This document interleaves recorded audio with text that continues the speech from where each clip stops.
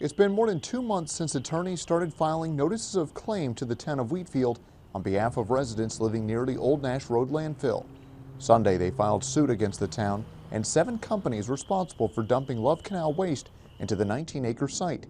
According to the Department of Environmental Conservation, 1,600 cubic yards of waste generated during the construction of the LaSalle Expressway at Niagara Falls was placed at the site in 1968.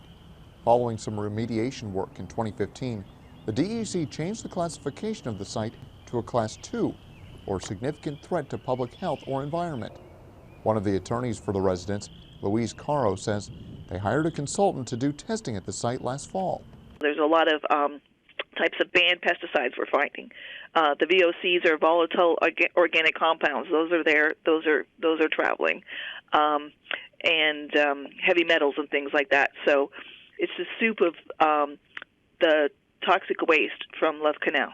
Signs now litter Forbes Street, which borders the landfill, some identifying the area as toxic, some trying to sell their homes.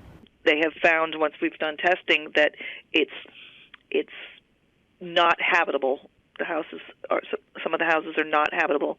A lot of people would like to leave, but not everybody can do that. So those that are finding a way have been doing that. Caro says the town of Wheatfield has not reached out to her since they presented the notices of claim. They haven't filed any response. They haven't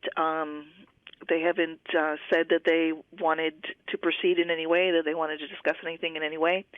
So once the 30 days matures, we're free to file a lawsuit, and that's what we're doing.